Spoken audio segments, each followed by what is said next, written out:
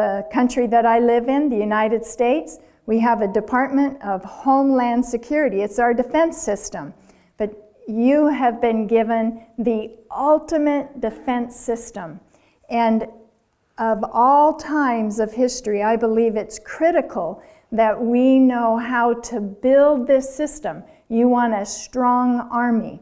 So as we get started, I want to bring your attention to a chapter that's in the Bible. It's Matthew chapter 24. And in that chapter, if you're familiar with it, it is when Jesus is talking about what's going to happen at the end of time. And I personally believe that that's where we're at. And the things that Jesus had mentioned in this talk and other places in the Bible that point to us being right at the end where Jesus could come and take us home. There are things that he said would happen before he returns and to watch for. And as the scripture's up here on the board, it's Matthew 24 in verse 6 and 7. Jesus said that you would hear of wars and rumors of wars. Is that true and increasingly true around the world? And then in verse 7 he says, and there shall be pestilences. These are diseases, infections, microbes that are going to threaten our life, threaten our security. Now, there's a close association between Jesus telling us that there's going to be pestilences and that you're going to hear about wars. Do you know there's biochemical warfare? So that can be part of the threat. You know, one country can purposely put infectious agents onto another country. It's called biochemical warfare. This is part of wars. And we need to have a defense against it. Now, is the army of the country that you live in, is it going to be able to protect you against those defenses? What is the defense that God has given us? No man can do better than what he has given us. It's right here within us. So every day you are facing a war. Did you realize that? Every day we are facing infectious agents that if we did not have strength of immune system, our life would be destroyed. Even from a simple cold. Are you afraid of getting a cold? No. You know, are you? Yes. We don't like getting a cold, but are you afraid that you might not survive? I mean, if you're immune compromised, getting a cold is going to be more serious. But for the typical person, a cold is an inconvenience. You feel pretty miserable. But do you realize that if you did not have an immune system, the simple virus that causes a cold would take your life? So you need to thank the Lord every day that you are protected against these agents that are out to destroy you. So before we get started, I do want to say a word of prayer and ask the Lord that he will be here to give us a message of hope and health. Our Father in heaven, thank you that you are our great physician. And thank you that you made our body and you understand how it works. And you want to give us that information. And you have opened up a world in science where we can see how incredible we are and how we're made. And you have given us information to know how to take care of this body. So bless us tonight, Lord. Teach us from you. Speak through me and help me to deliver a message that's clear and encouraging. In Jesus' name I pray. Amen. Well, let me give you just a couple of statistics here that come from the worldwide survey. Since 1973, 20 well-known diseases, which include tuberculosis, malaria, cholera, they have reemerged, and not only have they reemerged, but they've come back stronger and harder to fight. They're drug resistant. compared to what we had maybe 100 years ago or 200 years ago. So some of the top killers from the past are coming back. When I was in medical training, I remember having patients that were in the hospital that were suffering from tuberculosis. But it wasn't as like it was in 100 years ago. 100 years ago, tuberculosis killed many, many people.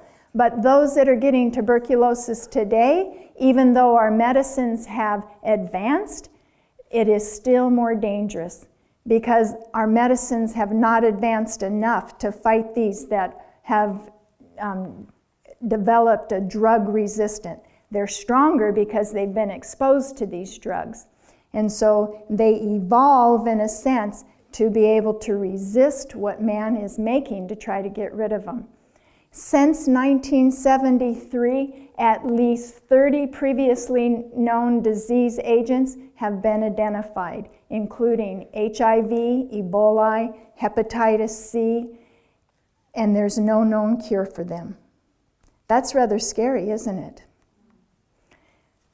We don't need to see the details of this graph, but what I want you to see is the trend. Up in the upper left-hand corner, the pinkish bars, that's the overall, it's called the disease richness. Since 1980, you see how the prevalence of disease was down quite a bit.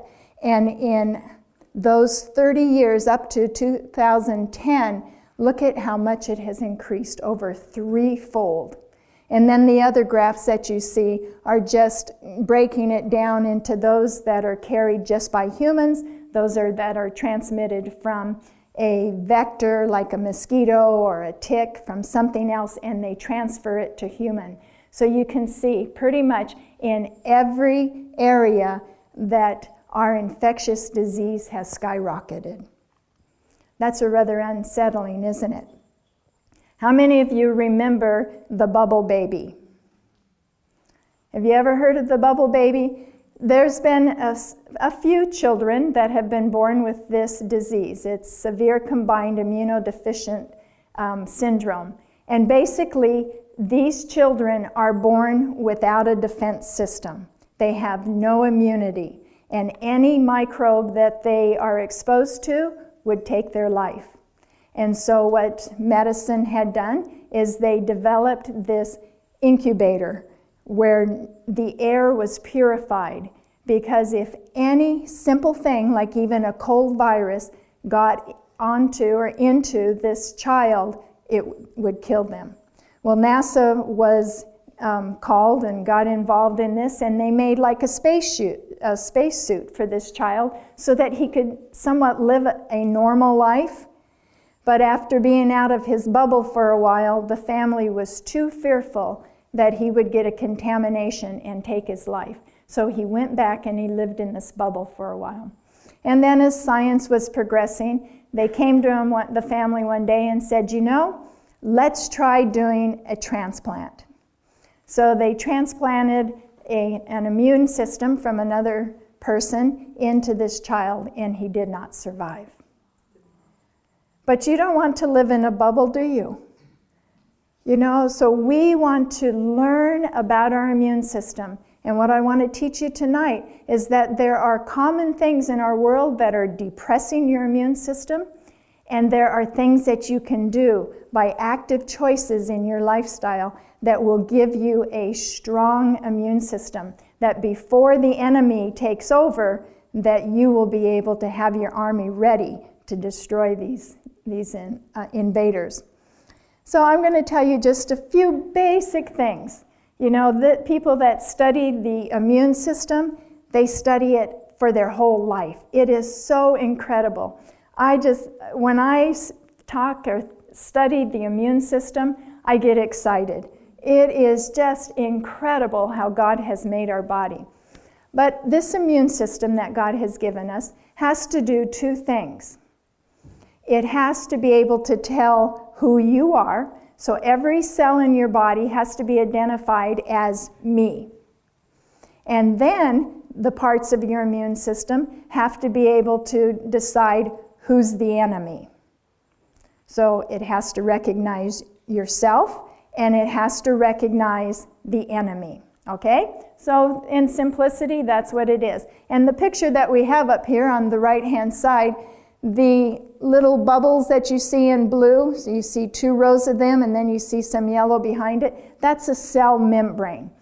Every cell has this, whether it's your skin cell or whether it's your heart tissue, your lung tissue. Every cell has this type of development, design. What it is, this little design that it has up there, it's like a receptor, and it's specific for you. It's a marker, and it's not like anybody else. And so the parts of the immune system that I'll be showing you, it will come along and it will see that cell and it will say, oh, this belongs to me, it's okay.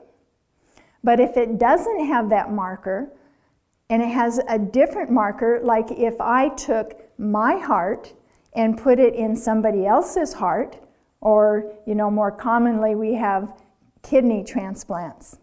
So if someone's kidneys from one person is transplanted into another person, if their markers that are on their cell membrane are too different, the person's body who's got the new organ is going to attack it because it doesn't recognize it, and it's going to say, get rid of it. It's an enemy. So that's when people get a transplant, they are given medications, drugs that shut down the immune system. It's like, don't attack this new organ that we put in, okay? Or it'll literally eat it up. So that's a very important part of the immune system. Now, I'm going to just go through the vast amount of your body that is the immune system. If you think of the cardiovascular system, that's your heart and your blood vessels, right? If you think of your respiratory system, it's your lungs, the tubes that go down your trachea and all of the passages through your nose, that's your respiratory system. But when we look at the immune system, just about every part of your body's involved.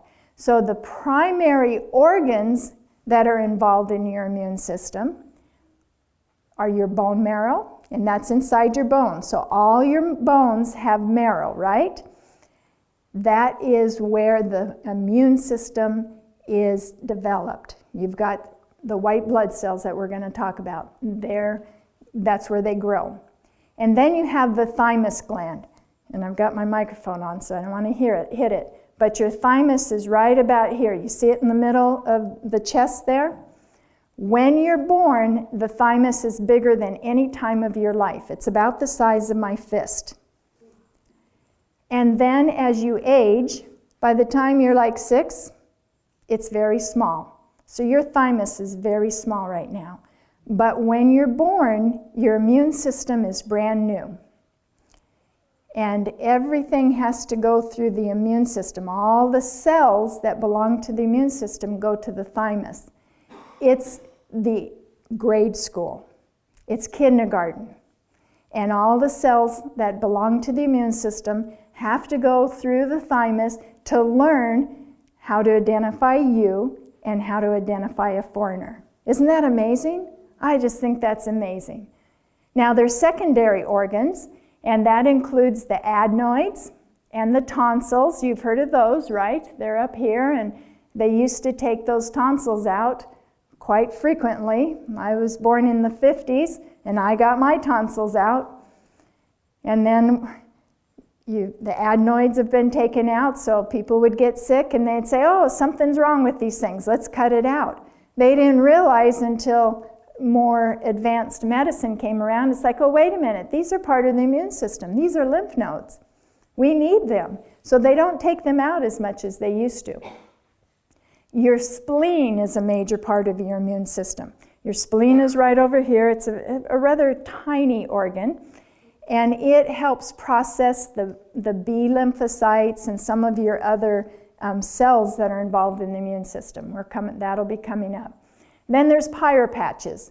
These are areas in the intestinal tract that also produce antibodies. You know what an antibiotic is, right? So that's a man-made medication that attacks a germ. Well, it's kind of a copy of what your body makes. The immune system cells, the white blood cells that we'll talk about, they produce natural antibodies that are made specifically to attack germs. And so throughout your intestinal tract, there's a lot of germs in there, right? So the major part of your white blood cells that are your soldiers that attack the invading infectious agents, most of them are in your intestinal tract. And then you have the appendix. The appendix is a critical part of the immune system. How many of you still have your appendix? Maybe I should ask how many have had it taken out. Well, even when I was in medicine, they're still teaching the appendix is an organ that just came from evolution and it has no use. They didn't know what the appendix does. But they now know that the appendix is a major part of the immune system. It is like the dispatcher's office that in the police department that tells the officers where to go to get the criminal. In the appendix, it is monitoring all of the germs, the infectious agents that are in the intestinal tract. And it's telling your white blood cells what kind of soldiers to put out there. Isn't that amazing? So you've got to take care of your bowels. You've got to make sure that you keep this system clean with the right food. Because if that appendix gets impacted, the matter that goes through the bowel does not flush really nicely through the appendix. You know, I don't have a good drawing up there, but it's just a little, it's called an appendix because it's just this little thing that hangs off on this side over here. And if you do things that make you constipated, like foods that don't have a lot of fiber, foods that don't have a lot of fiber are your animal products. And particularly the dense ones like cheese. That will plug up your appendix faster than anything. And when that gets plugged up and gets infected, that's an emergency situation. Because if it burst, you could lose your life because it just throws all kinds of poisons into the system. So the appendix is critical. And then we have all kinds of lymph vessels and lymph nodes. I don't have a picture of it except for up, if you look at my little schematic up here on the right-hand side, it's actually on his left leg over here. You see those little round circles and some lines coming off? Those are lymph nodes, and the lymph vessels travel through your body just where your blood vessels go. So you have an artery, you have a vein, and you have a lymph vessel. Okay, so it goes all the way through your body to the very tips of your fingers, the tips of your toes. Everywhere is lymph vessels. Now the lymph vessels is like the highway for the policemen to travel on. And when the white blood cells capture an enemy, a germ, they have to take it to jail. So they will pull it out of, whether it's in the bloodstream or there's white blood cells that travel throughout the tissue and then they'll get back in. They bring it through the lymph vessels to jail, which is your lymph nodes. How many of you have ever had a sore throat and you feel these lymph nodes swell up? That's because your body is working and it's going in there and eating up these germs and bringing them to jail. And so they get swollen up until your body can flush them out and get rid of them. Okay, now the immune system includes different types of fluid. There's two fluids. You have the blood, and in the blood you've got the liquid part, the serum, but you have three different types of cells. You have erythrocytes, which we know more common name is red blood cells. So they're easy to see because when you cut yourself, you see red, right? So that's your blood cells, red blood cells. But then you have white blood cells. The white blood cells are your soldiers. They are the part of the immune system that are out there looking for the enemy, okay? And there's different types of them. We'll look at the different types, and they all have a special function. And then you have platelets, and the platelets are what helps your blood to clot. Now you have lymph fluid. That comes from its chyle, and that's made from some fats that come from the intestinal tract, a little bit of red blood cells and some white blood cells.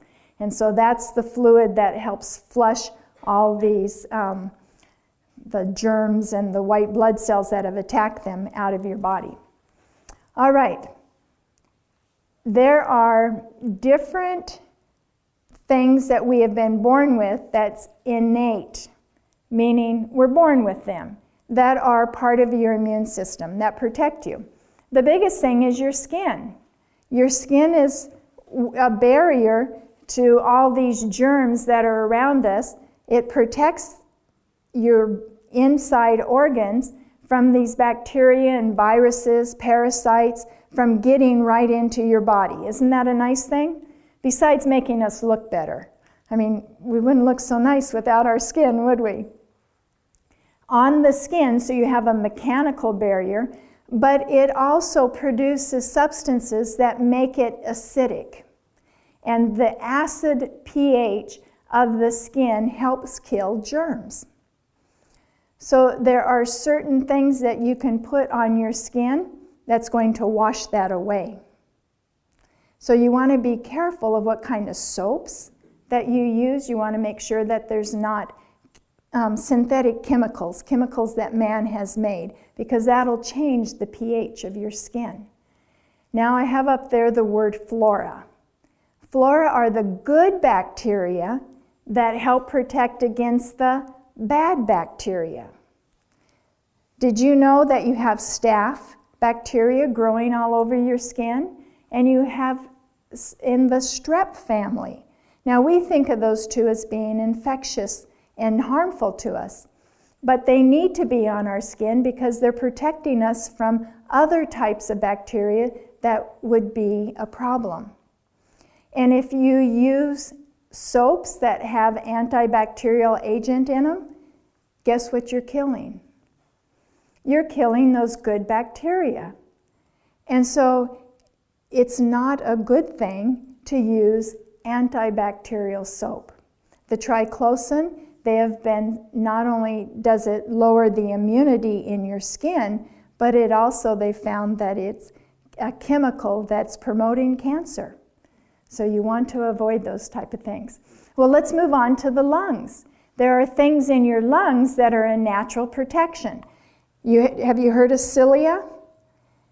They are like little hairs that line all of the parts of your respiratory system down into your lungs, and they act like a brush. And as you breathe in air, you're also breathing in dust, and you're breathing in germs that are all around you. Well, these little cilia hairs are made to flush these germs out. Aren't you happy that you have those?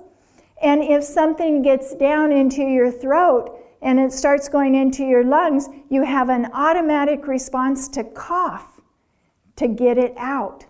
And if things get up through your nose, you're going to have a sneeze so that it will throw those germs out. So do you want to suppress a cough when you have an illness? No. What will happen if you suppress a cough?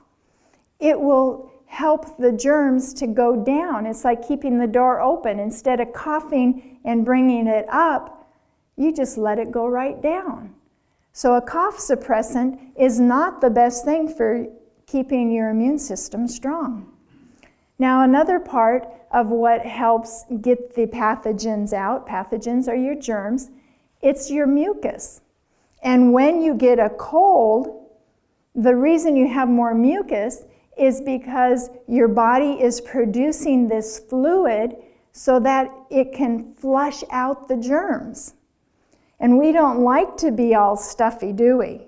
That's the miserable part of a cold. But if you take an antihistamine to get rid of that mucus, you are allowing the germs to get right in there. So you are really going to lengthen the period of time that you have an infection. Does that make sense? See, when you understand how God made the body, you know how to work with it. Instead of trying to get rid of what's making you miserable, there are other natural things that you can do that will not suppress your immune system. And then God gave us tears and saliva. The skin sloughs off. All these things help flush the pathogens out. And even in your stomach, the stomach acid is anywhere from like almost 0.9, around 1, all the way up to 3. It's very acidic. And that's for digesting your proteins. But one of the things that it helps do is if bacteria is on your food or mold or viruses, they get into your stomach, it will kill it. So aren't you thankful for the way God made us? Just what I told you right now, would be enough to know I've got an incredible immune system and how to take care of it. Well, I'm not done yet. This is getting even more exciting. We're now getting into the white blood cells. Now, the white blood cells are moving everywhere throughout your body, but only 1/3 of them are active at a time if you're healthy. So they're going throughout your bloodstream looking for enemies. And the rest of them, 2/3 of them, it's what's called marginate. They kind of park their cars. You've seen the police, they kind of find a spot on the side of the road and they sit there and eat their donuts and watch.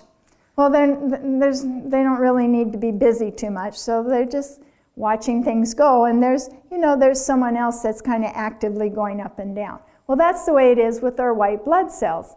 We don't need all of them. But if an infection comes, an alert is sent out, and those ones that are sitting on the side of the road, it's like, okay, we got to go. We've got business. We've got enemies to take care of. So the 3 types of white blood cells that are called phagocytes. Phago means to eat. So these cells are white blood cells that literally eat a germ. And I'm going to show you a video clip of a white blood cell eating a bacteria. But let me first tell you about these 3.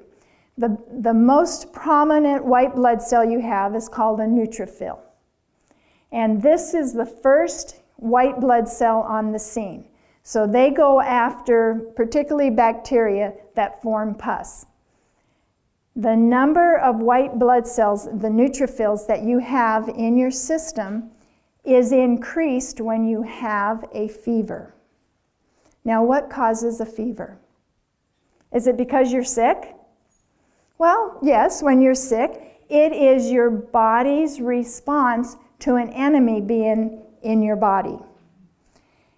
And a white blood cell, like the neutrophil, as they're traveling throughout, and let's say you get a bacteria in your throat. You've breathed it in, and this white blood cell, a neutrophil, detects this bacteria. It will release a chemical, the neutrophil, that goes through your bloodstream up to your brain, to your hypothalamus. Now, I hope I'm not making this too complicated, but your hypothalamus is about the size of an almond, and it's incredible what it does, but it's your body's thermostat, for one thing. And it detects this chemical that the neutrophil has released that gives it a message that there's an invasion in the body. So the hypothalamus says, okay, we got to send an alarm for the army to come out. So it raises your body temperature because white blood cells eat more germs when they're warmed up, and they travel faster. And so as the body temperature raises, and the body does that by shivering, it makes it the action. It closes down the pores, so you get goosebumps. And so do you notice how before you get a fever, you feel cold and you start shivering? The message from the brain to the body is making every muscle shake so that it increases energy. And then it shuts down the pores so that you don't let heat out, and the heat goes in and your body temperature raises. The body temperature goes up, and the white blood cells that are sitting on the side of the road, they quit eating their snacks and they go into business. And they said, let's go find the enemy. And so they all emerge on the enemy and eat it up. Isn't that amazing? Oh, I think it's incredible. Then you've got macrophages. Now, macro means big eaters. Phage means eaters. So these are big eaters. And so they're the second ones on the scene. And they come about 3 hours later, and they attack dead cells and pathogens, and they take some of the proteins off of whatever they've destroyed, and they stick it on like the roof of the police car. They stick it on their cell membrane. And then as they go throughout the bloodstream, it's like, do you know what an Amber Alert is? In my country, in the United States, if there's a child that's been abducted, we have an Amber Alert. And throughout the country, all over the highways, on the radio, on the television, there's an announcement. Look for this type of person. Look for this type of car. It's an alert. Get the enemy that has abducted this child. And so the macrophages are like an advertisement saying, this is what the enemy looks like. Go after him. I mean, I'm not making this up. This is really what's happening. Maybe I'm not saying it so scientifically, but I think it's just amazing. So anyway, then we have eosinophils. And eosinophils, they have a specific job. They like to go after parasites. So if you have a parasitic infection, your eosinophils are going to rise. Have you ever had a white blood cell count? You get lab work, and they'll have the list of all these different white blood cells. So the doctor looks at them, and they can tell or get a clue what kind of infection you have by which one's elevated. And if the eosinophils are elevated, they say, aha, this person probably has parasites. So that's their clue. All right, I'm going to show you this video. And you see in the middle, a little bit above center, that is a neutrophil. And the other cells that you see around are red blood cells. Now this is under a microscope that's magnified about 3,000 times. And do you see the little dark spot there to the left? Can you see that? That's a bacteria. This is the white blood cell moving. It can project itself, and you see how fluid it is, and it's chasing that bacteria. There's chemicals that bacteria puts out, and the white blood cell, there it is, it swallowed it up. You see? And then you see the little dark circles and things inside that white blood cell. Those are little balloons, packages of chemicals that are hydrogen peroxide and other chemicals that are like bleach, and it breaks one of those packages open and kills that germ that it just ate. Isn't that awesome? We are fearfully and wonderfully made. Well, let's move on. We're going to talk about lymphocytes. There's several different types of lymphocytes, and I'm telling you, I'm just giving you the basics. But have you heard of natural killer cells? These are like your SWAT team. And they go after the big guys. They are looking for cancer. They're looking for other things, but they are particularly looking for cancer cells and viruses that have infected other cells of your body. There's certain research that has shown that 100% of people that come down with cancer, their natural killer cells are depressed by at least 60%, their effectiveness. And so it's very critical that you understand what makes our immune system strong and healthy, because every day, every one of us produces cancer cells. Did you know that? We're all producing cancer cells. So if your immune system is not strong, those cancer cells, if they're allowed to escape, will form a tumor, and you end up having to face the cancer that, 1 out of 2 people today face. Well, that's all we're going to say about the natural killer cells right now, though. Then we have the 2 other types of lymphocytes. You might have heard of these. They're more common, the T cells and the B cells. And the main thing that I want to tell you about the T cells are these are the particular cells that have to recognize the difference between your cells that your body's made up and those that are foreign, okay? And then you have the B cells, and the B cells are the ones that make your antibodies. They make 5 different kinds. Have you heard of IgG, IgM? Those are the short and abbreviation for what these antibodies are that they make. And they all have some different types of action in getting rid of an infection. Now the T cells are the ones that in particular, when you're born, remember I told you that your thymus is fairly large at birth? Every T cell that is generated from your bone marrow, before it is released into your bloodstream, has to go to school in your thymus. And in the thymus is where it learns. Okay, class, today I'm going to tell you, here is what our cells look like. Do you recognize this protein on that cell membrane? Remember it, because I don't want you going out and having friendly fire. Don't attack yourself. But here's what the foreigners look like. And it's just like bank tellers. They don't learn how to find counterfeit by studying counterfeit. If they learn what self is, then anything that does not look like self is going to be a foreigner, right? But it's not just knowing what is self, because we take in foreign particles all the time when we eat. And so it has to be able to say, okay, this type of protein comes from food that we're made to eat. And this comes from an apple, and this comes from a peach, and this comes from greens. But what do you think happens when you take another animal product into your body? Every animal has markers on its cell that identifies itself. And it is going to be foreign to your body.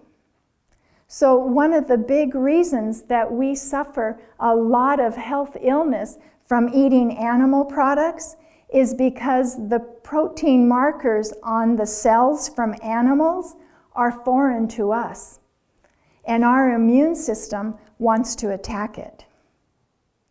So you want to eat the food that God made. Remember the law of life, the path to health is in following the nutrition that God gave us. And when we eat outside of what He designed our bodies to eat, we're going to get in trouble. Does that make sense? Now, a big part of our immune system is what we call flora. And I mentioned it earlier, these are good bacteria.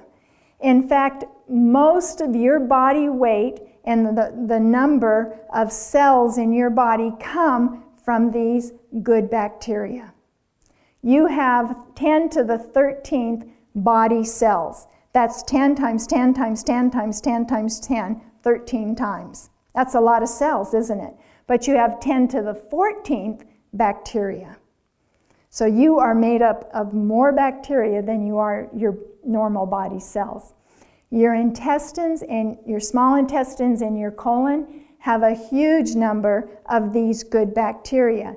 And in the last, I would say, 5 to 10 years, it's an emerging field of study to understand the work of these good bacteria in our immune system. And particularly because they're in our gut, they influence how you think. They call the gut the second brain. There is direct communication between what goes on in your intestines and what goes on in your brain. So it is critical that we have a healthy intestinal tract. Now, I'm not meaning to be on a soapbox tonight about animal products, but as I'm explaining the body, you have to realize that there are good bacteria and there's bad bacteria. When you take in animal products, they are loaded with bacteria that are not really friendly to your body. And they reproduce in your intestinal tract and they weaken your overall digestion. And so when we step outside of God's plan, you're just looking at all kinds of complications. We want to make sure that we have the right bacteria in our system, particularly in our intestinal tract. So these bacteria are, as long as they're in the right place, they're good. But remember I mentioned we have staph and we have strep that grow all along our skin. If you cut yourself and that staph or strep get deep into the tissue, then they can become a problem. They can also become a problem if they are overproduce an area, like you get impetigo. Impetigo is an infection that happens usually around the face and around the nose, like if a child is not clean and he blows his nose or he gets raw tissue, that staph will get in and infect the skin. So when it gets out of the proper place, it's going to be a problem. How many of you have heard of inflammation? We all have had an experience. Have you sprained an ankle or bumped your knee or something? It gets inflamed. Well, the immune system is at work whenever you damage tissue. So inflammation is the work of the immune system to get rid of the dead tissue, to get rid of the infectious agent that has come in. So you have white blood cells, and the substances that they produce are working constantly to keep us from having infections. And then when something happens, they go to work and there's byproducts from the work that they do. And so you're going to see redness, you're going to feel heat, because remember what I told you, a fever increases the activity of the white blood cells. So if you have an infectious area and you put your hand on it, you'll feel heat, because that's the body's way of making the white blood cells more effective. Now, what happens if you have an immune system that has been compromised? Something has broken it down. When this happens, it cannot deal with infections and agents that come in that we call antigens in its usual way. And it resorts to inflammation in a greater way than it typically would have. We see that when the body's trying to get rid of a disease, that the main way that it wouldn't work is necessarily like fighting an infection.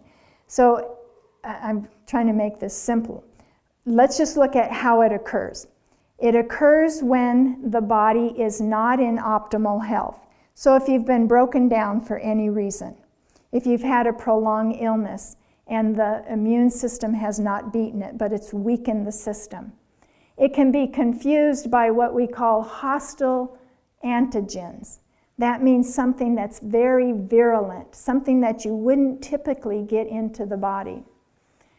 Anytime the immune system's overstimulated, so you might have had exposure to too many different types of infections, You might be overstressed, you get overtired, all these things that weaken it, and we're going to talk about that. It's going to start attacking the body tissue. It gets confused, and instead of just fighting the infection, it starts destroying the body's normal tissue. Here's a list of a few common autoimmune diseases. Rheumatoid arthritis is when the body's immune system starts attacking your joint structure.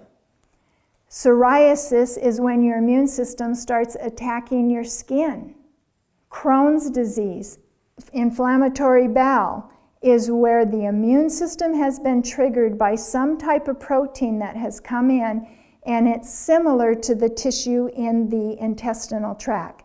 And instead of just fighting the infectious agent or protein that triggers it, it turns on the tissue. The same happens with multiple sclerosis. The immune system has been triggered by a protein that looks similar to the myelin sheath on your nerve cells, and it starts eating away your own body, and you come down with a problem like multiple sclerosis. It can do the same thing with type 1 diabetes. A foreign protein can stimulate your own body system, your immune system, to start attacking the cells in the pancreas that produce insulin until there's no more beta cells. And then the person has to take in insulin because the body can no longer form it.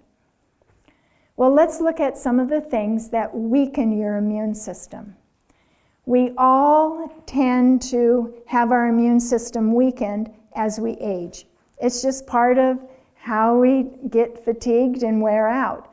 But most of the problem is because of choices that we've been making as we have been going down a path of life. And so we're going to look at some of those lifestyle choices that weaken your immune system. Anytime you get off of the path the way God has made it, you're going to be weakening the immune system. So anything that you do that's going to contaminate the air, the water, your food, and change the food from the way that God made it, you're going to get in trouble. Even the principle of love. Let's look at that. How many of you are familiar with stress? Anyone ever not have a day when you weren't stressed? You know, it's hard even to go on vacation and not be stressed, isn't it? Stress is something that especially drives the immune system to suicide. Stress in the wrong way. A constant push. Especially something like emotional stress. And where your job has pressures that get to be too much. So you've heard of burnout? That is stress that is causing inflammation in your body that is going to put you at risk for other diseases, like cardiovascular disease and even cancer. But it will also set you up for an autoimmune disease. People that have had a major stressful event within the last 2 years of their life are at risk for an autoimmune disease. So you want to be very careful. It's like if you have the top stressor is losing a loved one. The second top is divorce. Losing a job, these type of things, these are major stressors. So that's setting you up for your immune system to be down. I don't know if I mentioned this in my other lecture, but did you know that just 5 minutes of anger suppresses the immune system for 6 hours? That's pretty dangerous, isn't it? So we want to make sure we know how to avoid our anger. But I want to tell you the other side of the coin. Love and appreciation increases the immune system. So what they did in this study is they took couples and they showed them pictures of things that were loving. And they had them say loving things to each other. And they had them be kindly to one another for 5 minutes. And they took blood measures of their IgA, the antibodies that the white blood cell produces, and they found that it rose significantly at first, and then it dropped down a little bit. You see my little arrow. And then over the next several hours, it continued to sharply rise. Don't you feel it when someone appreciates you and says something kind to you? This is what's happening inside your body. So we want to make sure that we learn how to appreciate others and appreciate what God has given to us. Heavy metal. Heavy metal severely depresses the immune system. Where do we get heavy metal? Oh, it can come from a lot of places. It can come from the fillings that you put in your mouth. It can come from, let me tell you a hidden source. Do you know that burning candles, the wick has lead in it? And when you burn the candle, that lead is released into the air. So you can get heavy metals that way. Heavy metals can be in the water. There's many, many different ways that you can get heavy metal. So some of the top metals like lead and mercury, I've got a list up there. These are all very damaging to the immune system. And I mentioned mercury. It increases the inflammation in tissue by over 50%. Very, very harmful. We're not going to have time to go through everything. I'm just going to hit some of the highlights. But even prescription medication can impact your immune system. I've got a few of the top ones. Steroids are specifically to depress your immune system. It tells it to calm down. And so that's why when someone receives a transplant, they give them steroids so that the immune system doesn't react. Well, when you take any steroids for any other reason, it's going to weaken your immune system. Antibiotics will weaken your immune system. Here you take them to fight an infection, but it's also killing the good bacteria throughout your body. So it is going to weaken your immune system. Proton pump inhibitors, things that are antacids, they are going to weaken your immune system because they get rid of the acid in your stomach. They lower the acid. And so you're not able to fend off the bacteria and things that get into your stomach. There's things that we can do. I put it up here on our list. If you drink things where your water is alkaline, it's going to cause the same effect in the stomach as if you took an antacid. So you are affecting the ability of the stomach to get rid of germs, bacteria that come in. Let's just go on. Any of the hormones, any of the estrogens like hormone replacements, birth control, these type of things decrease the immune system by 150%. It's 150% increase of inflammation. Statin drugs increase inflammation.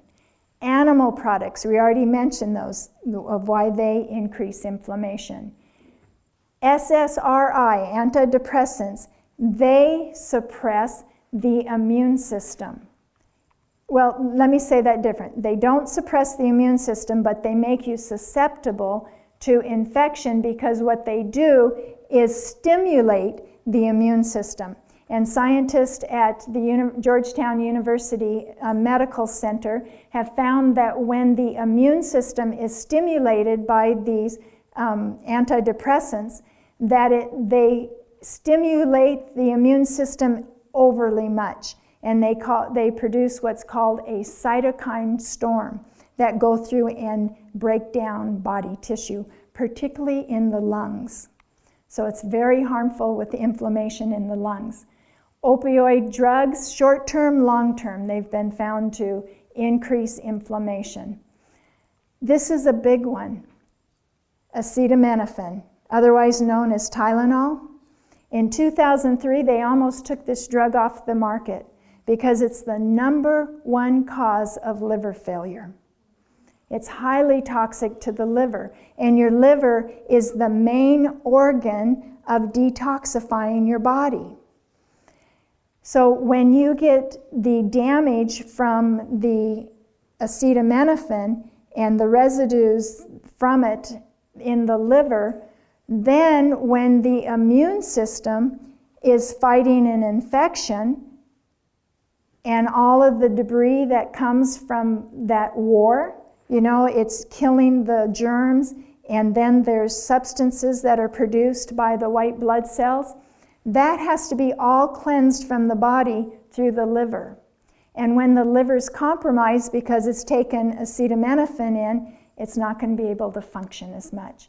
So that promotes inflammation. So when you're sick and you take an acetaminophen, like to fight the fever, you're going against the body's immune system. Fragrances, I could put them up there, fake-rances. They're fake fragrances that are made from chemicals, things like air fresheners, scented laundry soaps, scented body products. These type of things disrupt the immune system. They're very toxic to the body. They can cause asthma in children, which is an autoimmune reaction. So it's kind of a joke that they're called air fresheners. They might be covering something that doesn't smell so good, but they're highly toxic to the body. When my daughter was diagnosed and she was in the hospital, I had one of the nurses come to me and she said, "Diane, I can smell a cancer baby a block away." And you know what they smell like? Any of these scented things. But there's one thing even stronger than some of these scents. She said, it is fabric softener. If it's scented, it's bad, and just the chemicals that they use to make your fabric soft break down your immune system and will promote cancer. So these type of things are very harmful. Very small amount of exposure, but they're everywhere you go.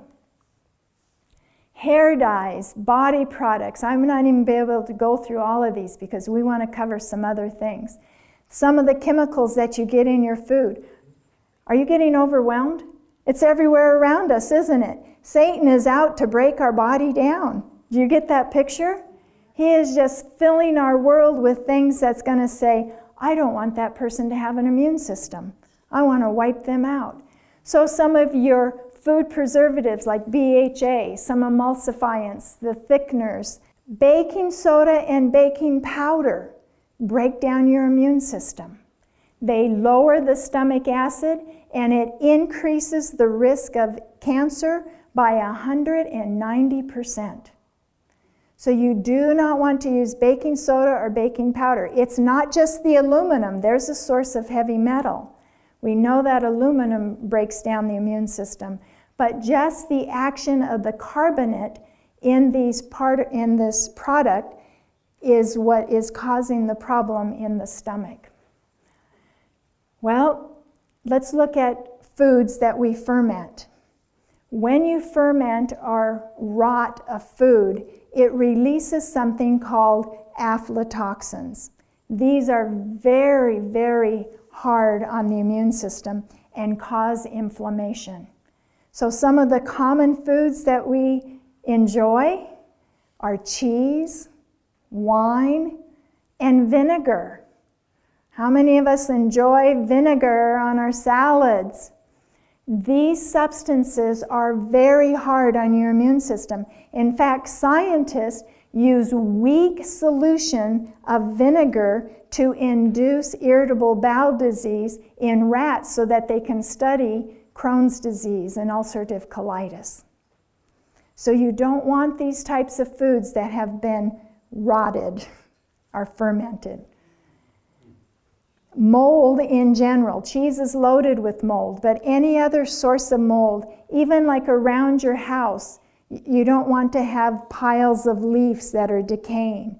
You don't want to keep compost in your home that's getting moldy. You want to make sure you stay away from foods that are moldy. The statistics, as we see up here on our screen, food that has mold in it or mold from around our environment, increases inflammation in your lungs by 180% and in your joints by 360%. Mold is very deadly to the body. The air we breathe, indoors or outdoors. We live in a very polluted world, don't we? It's difficult to find clean air, and it's being sprayed on us constantly. The industries are putting out heavy metals. That's a source of some of these different heavy metals, mercury and other toxins. But what about indoor air? Indoor air is even a problem because usually we're closed up and we don't have good circulation. In Arizona, we have air conditioners, not where you keep your windows open. So the air is constantly recirculated, and all the toxins that are put into the air by the building products that surround us, whether it be the plywood, the sheetrock, carpet emits different things.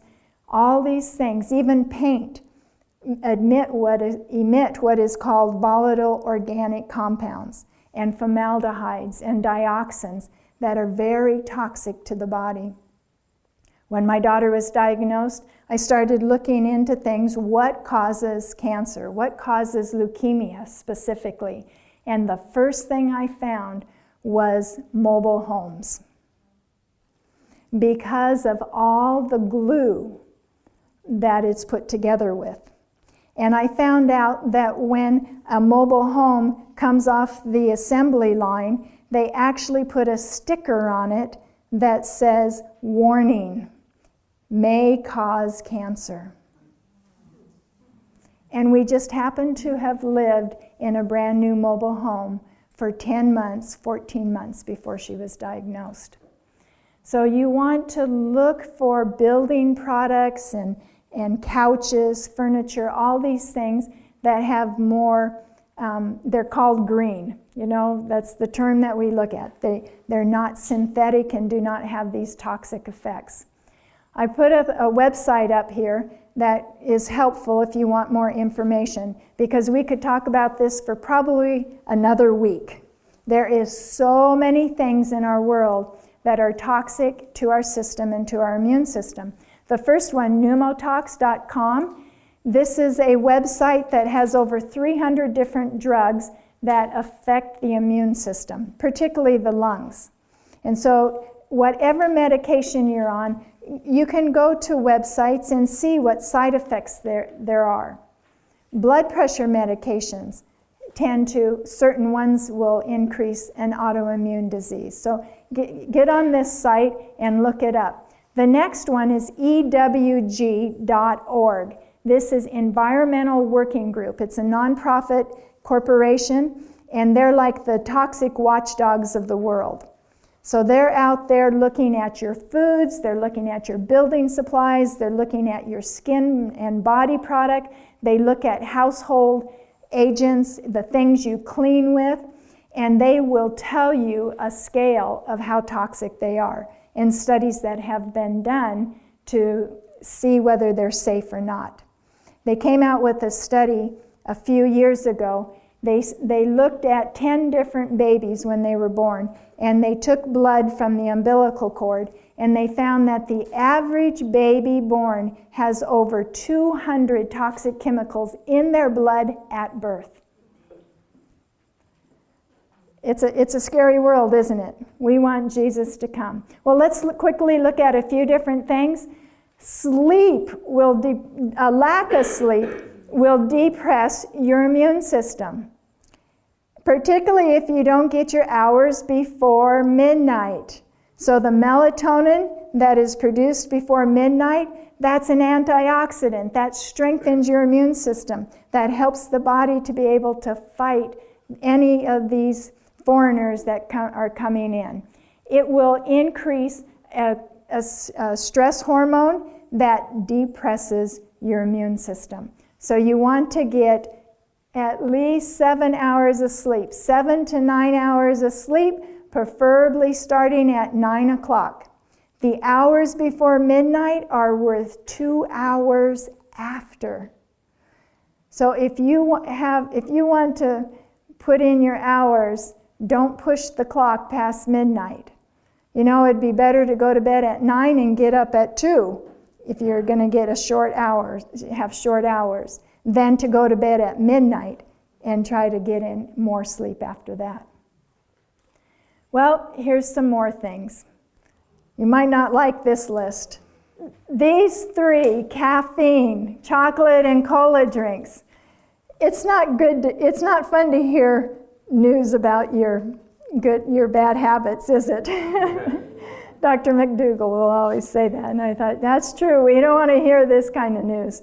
But caffeine will increase inflammation 300 to 600%.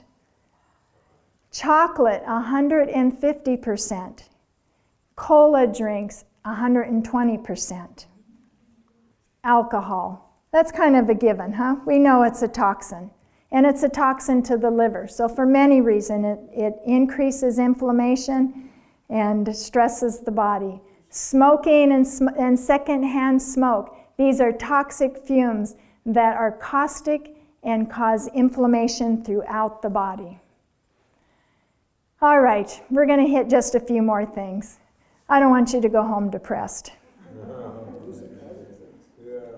But the typical Western diet that's high in animal products, processed meats, cheeses, all these, even eggs, particularly your processed milk like pork and hot dogs, and then you've got the butter and the lard and hydrogenated fats and these refined sugars and the refined flours. You know, basically if you walk into a grocery store, it's the whole store except for that part over there where you have your produce. It is loaded with things that increase your inflammation by over 200%. Meat and dairy and trans fats, these are mostly saturated fats from heated oils or animal products.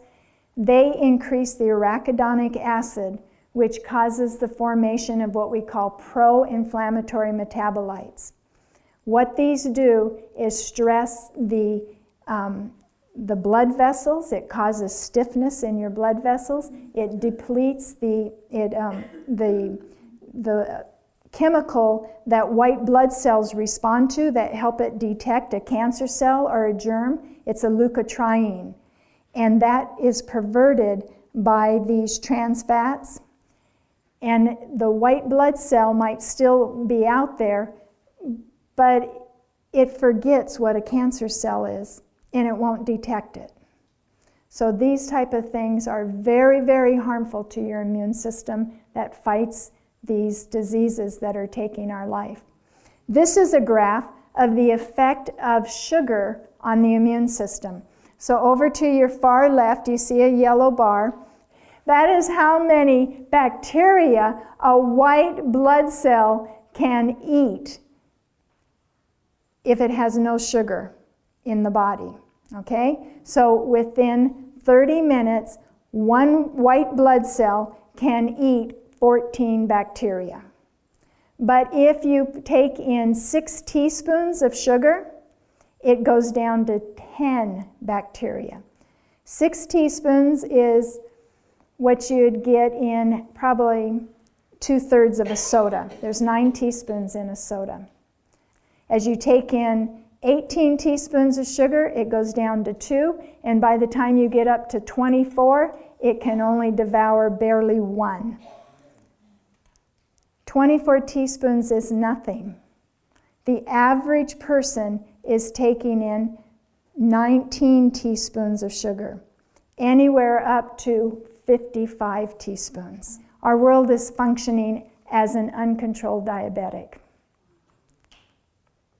Some people that already have high inflammation going on are going to be ultra sensitive to gluten.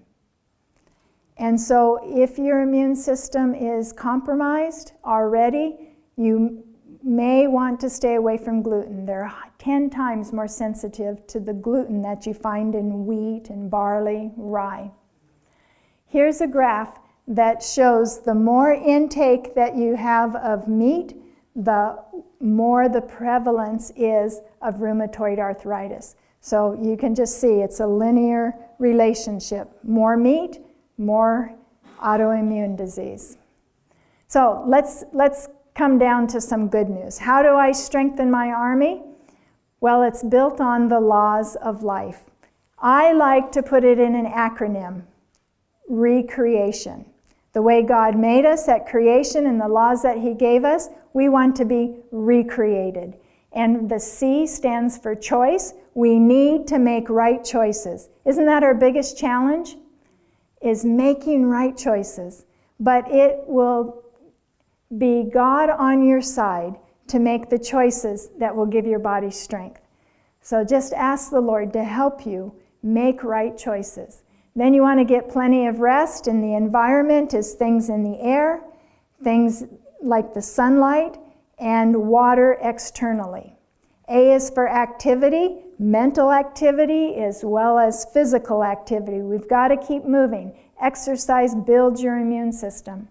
And having a trust that you have a Father that takes care of you brings peace to your heart, doesn't it? When you have to carry a burden by yourself, it will crush you. But God says, bring your burdens to me because I care for you. Interpersonal, we talked about that as far as our interreactions with others, our sense of appreciation, our sense of love, what happens if we have negative feelings, our outlook, whether we feel that even when bad things are happening, it's like if life serves you lemons, make lemonade, right? So it's like, how are you looking at things that are happening? Is it God bringing me these things to develop my character? Will He be with me? And though I go through, whatever storms there are, that I have a God that has a great plan for my life. And then last but not least, nutrition, including water internally. So we want to make sure we get plenty of fiber. High fiber foods usually come with magnesium, and when there's a deficiency in these two things, magnesium and fiber, there's a 300 to 400% increased risk of inflammation. You want to get rid of all these things we've talked about, all the refined foods, your sugars, things with cholesterol, your eggs. You want to get rid of soft drinks. And I've got vegetable oil up there. Vegetable oil increases inflammation by 22%, which doesn't sound too bad compared to sugar at 430%. You want to avoid GMO foods. Do you know what GMOs? Genetically modified organisms. If you look at Amazing Discovery's website, there's DVDs and information on GMOs. So we're not going to go into that topic tonight. You want to avoid all the additives you can. Get food as pure as you can, right from the way nature, God has made it. That's the safest. Change it as little as possible. When you refine it, extract it, separate the things out, that's when you get into trouble. Since 1960, the magnesium in foods have decreased by 19%. So you want to look at foods that are high in magnesium. You want to make sure you've got plenty of zinc and plenty of selenium. The foods that are high in magnesium are your leafy greens, because chlorophyll is what makes them green, and the central atom of chlorophyll is magnesium. So you get lots of magnesium in your leafy greens. Pumpkin seeds have plenty of zinc, and 3 to 5 Brazil nuts a day will supply all the selenium that you need. So these will boost your immune system. In general, eat freely from the garden and from the orchard. And then, you've got your grains and you've got your beans. Keep the nuts at a lower level. Make sure they're not roasted in more oil, because that'll switch them from being helpful for your immune system and will cause more inflammation. This is a graph of 4 different type of diets that we're taking in. The first one on the left is the typical Western diet with fats, oils, processed meats, potatoes, salty, the SAD diet, the standard, we call it standard American diet. And then the next one is the Mediterranean diet. They have beans and tomatoes, refined grains, and high fat and dairy diet. And then we have the third one is fish, vegetables, dark yellow cruciferous vegetables. And the last one was whole grains, fruits, nuts, and the diet we just talked about from the garden and from the orchard. When they looked at the groups that were eating these 4 different types of food, they found that those that were on the Western diet elevated their inflammation 4-fold. Those that were on the Mediterranean type diet, they had inflammation raised 1-fold. Those that took in a fish and some of the vegetables, they had a 1-fold decrease, but those that ate from the garden and from the orchard lowered their inflammation by 4-fold. So that's the diet God says, you eat this, you're going to avoid all of the issues that people are seeing. Make sure you get plenty of water. I recommend the purest, softest water you can get. You want to make sure you don't get dehydrated. There was a study done in 2007 at Loma Linda. They found that being dehydrated is as hard on your body as smoking.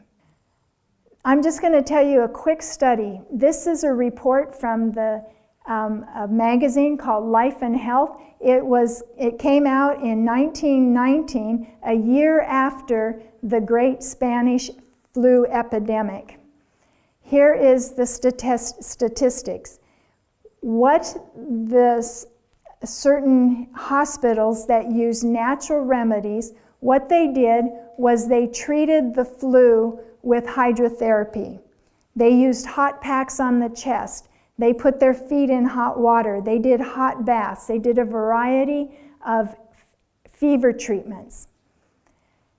Compared to the army camps that were the men that came down with the flu, they were treated by the standard care of medicine. So in the army camp, 1 out of 5 of those in the army came down with the flu.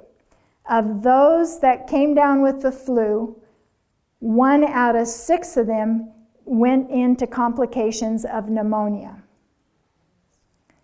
40% of those with pneumonia passed away on the standard treatment. But those that were treated by the sanitariums using natural remedies, putting them on a good diet, using water therapy, they had a total of 1,123 cases.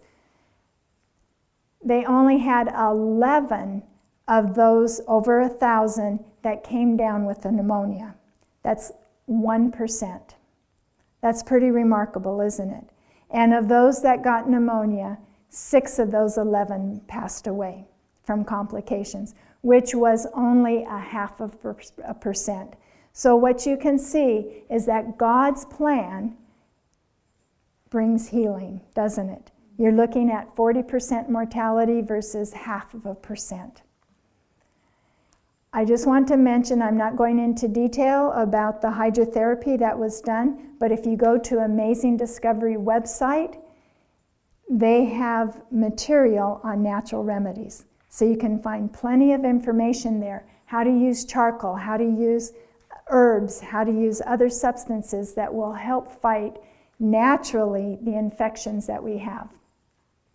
So I'm sure all of you remember 9/11.